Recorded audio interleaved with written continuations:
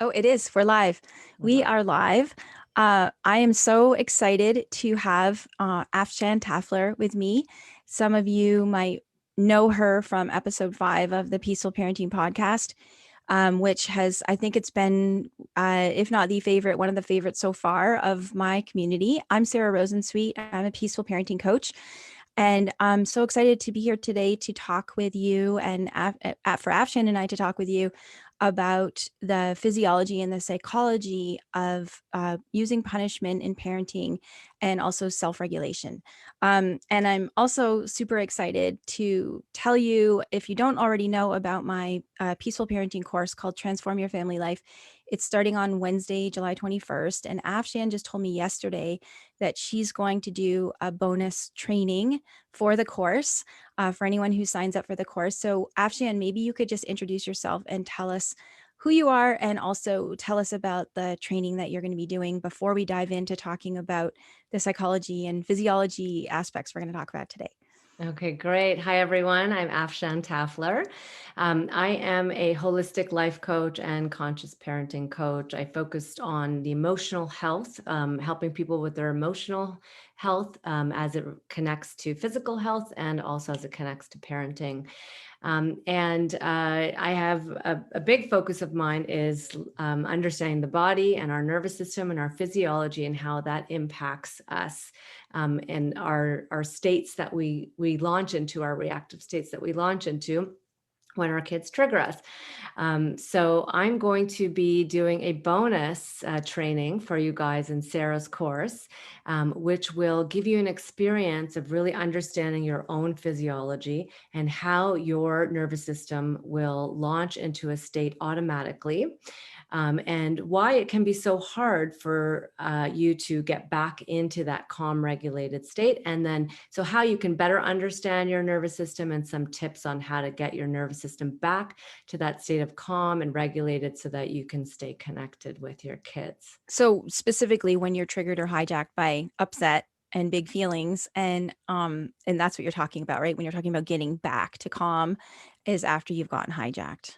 Yes. Yeah, Yeah. exactly. Like you're going to get hijacked automatically. It's not a conscious thing you do. It's not something you think about and then happens. It's your body, your physiology is reacting and responding to the environment, seeing it as what's happening outside of you as unsafe. And then a reaction means that your physiology is feeling unsafe and threatened. And so yeah, we're gonna go into how do you understand the three states you're in. Each nervous system is unique, so you'll get to understand your different states, and then you'll get to see how your nervous system automatically goes somewhere, and then how to help it back.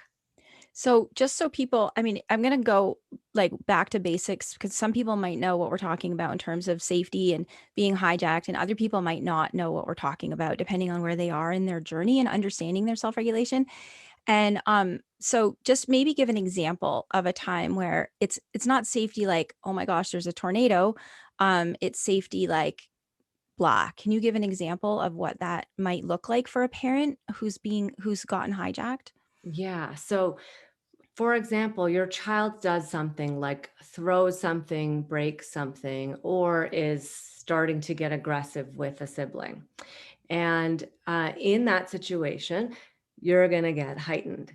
And because you see something in front of you that doesn't seem safe.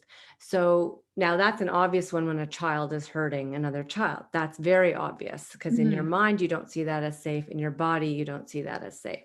But it could be just a little things as well, like your child getting into something they're not supposed to be into, or one of the examples you use in your handout, writing a child writing markers on the wall. That's Mhm. not It's not a dangerous situation, but your nervous system is going to see that and go, that doesn't feel safe to me, and I don't like what I'm seeing. Mhm. And there's going to be a reaction happening, very automatic, very quick, that it's going to send you from the state of calm, relax, safe, social engagement, which is our ventral vagal state. It'll send you immediately into sympathetic state, so energy is coming up, and I have to do something. I have to do something. In that state is I have to do something. I'm either going to fight this or I'm going to flee and run away. Mm-hmm. And so that's a state that we go into automatically, and then from that state can come a really big reaction to what's happening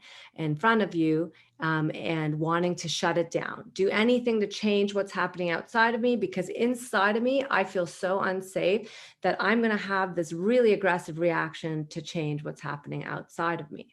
And that's when we do things like scream in our children's face or grab them a little too roughly or threaten, you're never watching TV ever again, or like Yeah, all of those things, right? That we regret exactly. later when we're not hijacked.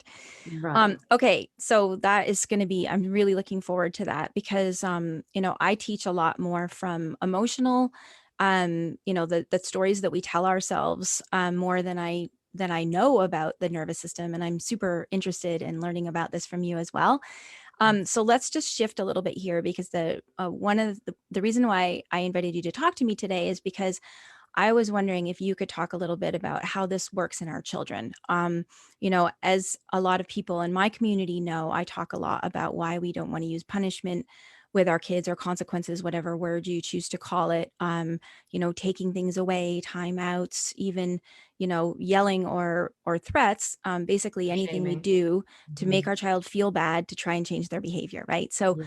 I talk about that from an emotional, relational standpoint in that it really hurts your relationship with your child, to be doing those things, and that the relationship is really the biggest way that we have to influence them, and also that it teaches our children the extrinsic reasons of why they want to do the right thing rather than internal motivation to do the right thing because it's the right thing to do, right? Because then if they don't think they're going to get caught or punished for what they've done, if no one's looking, what are they going to do, right? So those are some of the, and people in my community are going to know more about that. And if you're watching from Afshan's community, then you might be interested in the course. And even if you're in my community, if you want a deeper dive into all things, peaceful parenting, we're going to put, Afshan will give you a link to the course. I will give you a link to the course in the comments. But I want to ask, so basically that was sort of my little setup because I want to know from you about what's happening in our children's nervous systems, as sort of further motivation for parents to parent peacefully. Yeah. Okay. So a consequence, a punishment is always a position of the child has no choice. And our nervous systems do not like when we're in a position of no choice. So if you think about as an adult and somebody tells you this, it has you can't, this is the only way, my way is the only way, and too bad. Mm-hmm. And how would you feel inside? So of course our the way what happens first, so just to back up a little bit in terms of understanding the nervous system. So as I mentioned, we have three states: the safety state, which is known as the social engagement state. And in that state, we are able to connect with others, we're able to learn from others, our higher thinking brain is online, and our ears are open and listening, and we're just able to take in learnings from that state. Once we drop into sympathetic, which is the stress state, it's fight or flight, then the learning shuts down, the higher thinking brain shuts down, the ears start to shut down, and it's all about energy mobilized to either fight the person in front of you or run or get away from them. And if we can't manage in that place to solve the issue, then our system automatically drops into dorsal vagal, the freeze state, and that can show up in kids as just shut down, numbing themselves out, zoning out. They can't really hear you, and they're kind of like off in their own world. And you're sort of like, "Are you listening?" And they can't because they're totally just gone. Okay. And in adults, of course, that can show up as numbing, disconnection, despair, hopelessness, shame. For kids, it's shame sits in that dorsal vagal place too. Okay. So those are the three states, and our nervous system to stay in the safe state. So remember, we only learn from the safe social Right. engagement state. We And can my only people know learn that from as the that state. thinking brain. Yeah. Yeah, And my people I know don't that as the want thinking brain. to. Yeah. Okay, so I drill that. I always drill that Yes. in. Okay, we can only learn from that state. Mhm. And so and then what the nervous system needs to feel safe are three things: context. So we need who, what, when, where, why, how. We need to know like when something's going to happen, what to expect, so that we feel some sense of control, right? Mhm. So we need context. Then we need choice. The nervous system needs choice. And if we have no choice, then we're going to drop into, so if we don't have context, we don't have choice, we're going to drop into a stress state. And then the nervous system, because we are so physiologically wired to connect, the nervous system needs connection to feel safe. So you need all those three. So that's the recipe for helping a child, to and yourself to really feel safe. So when we go to punishments and consequences, if the child didn't know that was going to be the consequence, you didn't set it up in advance or something, and you didn't work with the child saying, okay, well, if this happens, then what's going to be, what are we going to do about that, and what do you think mommy should do, and here are some choices. And so we haven't set up the context around it, we haven't set up the choice around it, then and then you're angry at them, so that connection is gone, right? Mhm. They're going to immediately drop into either a stress state where they're going to fight you, or they're just going to try to ignore you and run away, or they're going to drop into freeze state. And freeze state is a perceived life threat. Okay, so safety, danger, and the stress state, then perceived life threat. Not conscious at all, right? You're not sitting there going, oh, I'm going to die. Mhm. But the nervous system this is perceived life threat, because guess what? The way we are physiologically wired through evolution is that we are wired to connect, be part of the tribe. As soon as a parent says, time out, I'm not talking to you, you got to go in your room until you calm down, then, or I'm not going to talk to you until you calm down, you are asking the child, you are disconnecting from the child, which is their nervous system then is going to drop into a disconnected state. They're not going to be able to learn from that state. And all they're going to take in is that I'm bad, I'm wrong. And that shame wound is going to sit in their system. And Mhm. then nobody wants to sit, and like our nervous system doesn't want to keep us in that dorsal vagal perceived life threat, totally disconnected from the tribe state. So what's going to happen is that the nervous system is going to try and shoot you up into sympathetic. And then that's where the fighting back comes in with our kids. Mhm. So they may freeze and they may say, okay, I'm not going to do it. And they're crying and they feel a lot Mhm. of shame. And you think, oh, see, they're learning. This is the only way I can do it because they're learning. But Right. then the next time comes around, and guess what? They do it again. Right. Um, or, some kids may have learned from that and then are, their nature is more to like, I'm scared now, so I'm not going to do it. Mhm. But it's still a negative learning. Okay. And that's Mhm. a wound in their system. And some kids are going to shoot into, like, this is my kid, shoots into sympathetic anger. Okay. Right. And going to start fighting you So can because, I just stop you for a second? yeah, Because you just said something super important that I just want to draw everyone's attention to. The negative learning, that they may have learned from this, consequence or anger that you've had towards them, but it becomes a wound in their system. yeah, I love that. Like, holy yeah. cow, that just really struck me.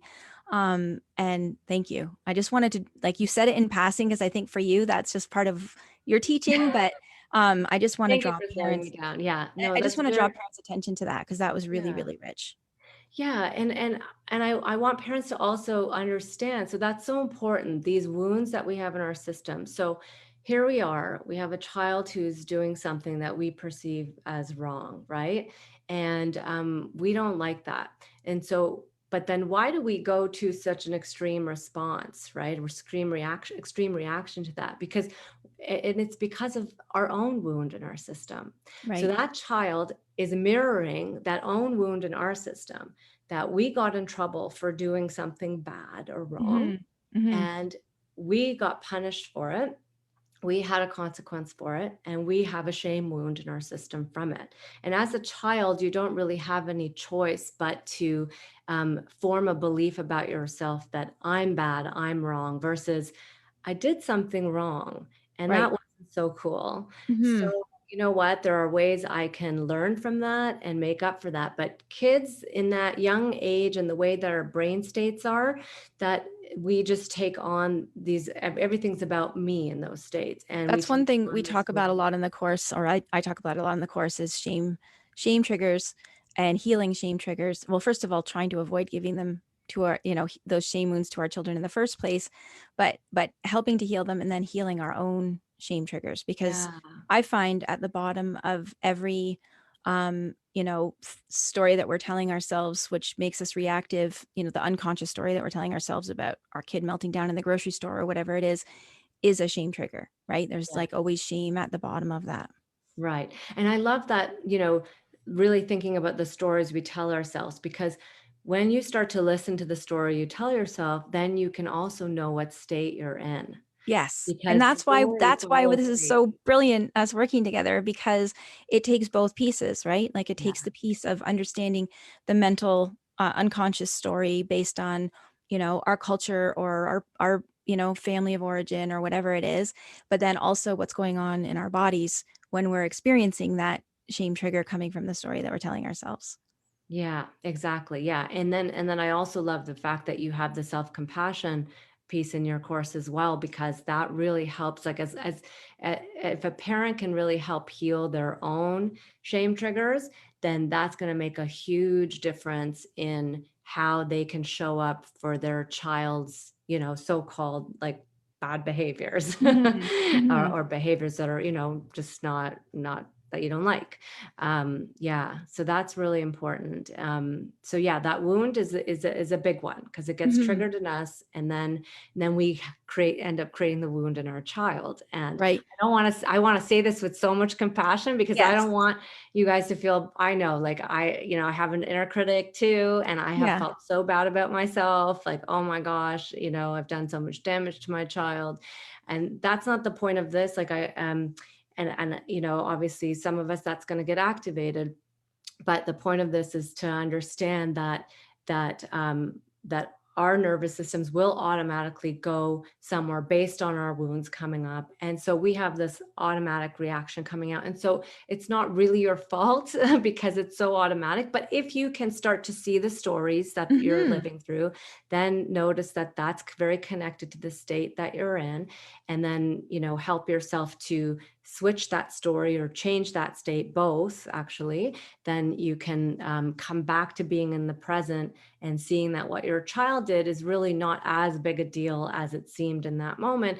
And then you can use the positive tools that you recommend, right, to Yeah. bring in and help your kid instead to Yeah. learn, Well, right? Through yeah. connection, through social engagement, connection, safety state, then the child can learn the limit, learn the natural consequence. Yeah. I just want to, before we wrap up, I just want to pick up on one thing that you said about when you were talking about context and consequences. I just want to differentiate between what I teach inside my course is the difference between limits and consequences. So the limit might be, I used this in my workshop yesterday, the example of your child's taking a metal truck and banging it on your hardwood floor. And of course, you want to try and redirect to something softer or different kind of play. But if they are not listening and continue to do it, you may have to take the truck away. And I know in positive discipline, they call that a logical consequence. I actually try and stay away from the word consequence 100% because it's a slippery slope, if especially if we're dysregulated. One thing I taught in the workshop was that sometimes a limit can be a punishment in disguise when we're dysregulated. So we have to be careful about differentiating between limits and consequences, and that really can only happen when we're regulated. As it's a big puzzle, and all these pieces fit together. But I think what you were talking about was the equivalent of, if you don't stop doing that, mommy or daddy's going to have to take the truck and hold on to it. And it's not in order to make the child feel bad. It's just, we don't want our hardwood floor to get ruined. Right. So I just wanted to, because there's a little bit of that language difference between consequences and limits and logical consequences, et cetera. I just wanted to just clear that up for anyone who's Yeah. Okay. watching. So thanks for clearing that and naming it, because that is very important, for Hmm. sure. Because I agree, like, consequence has a like just a harsher energy around it Yeah. for me than a limit. Yeah. Limit seems more um, um, just more natural, It's more more peaceful. more peaceful. Yeah, more peaceful. Yeah, I mean, and there are limits that your child is going to be unhappy about if they're, continuing to bang the truck on the floor and you have to take the truck away. They're not going to be happy about that, but then we support them through their emotional upset. And Yeah. it's okay. And they, that's what has to happen sometimes. But I just want to really make it clear that in my view, off, consequences mean more, making somebody feel bad to teach them a lesson, and that's what we're really trying to get away from in this parenting approach. Yeah, and that's I love that because like teaching a child a lesson, we often feel like we have to teach a child a lesson in a harsh way. And in fact, the most of our best learnings happen in with when we're connected to a regulated individual. Yes. And Yes. if you think about like who are the people you've loved to learn from the most, was it those harsh teachers or the ones, that were really like who got you, who understood you, validated you, connected with you, but yet still, were able to like help you learn something that was hard. Mhm. So yeah, it's so important. It's a program. I look at it as a program that Yes. needs to kind of be undone from all the patriarchal generation after generation coming down the Yeah. line that kind of needs to be undone, especially for the kids of our generation who are not so amenable to that way. Mhm. Mhm. Yeah. Well, thank you so much. I'm so excited about the bonus that you're going to be doing, the bonus training that you're going to be doing for my course.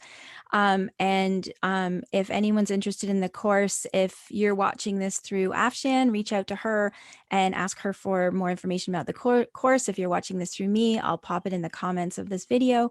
And thank you so much. Like this was, I love learning from you. Thanks. My pleasure. Love learning Okay. from you too. Thanks, Hang on. everyone. I'm going to end the video on live, but I'm going to stay on so you and I can have a little chat. Okay.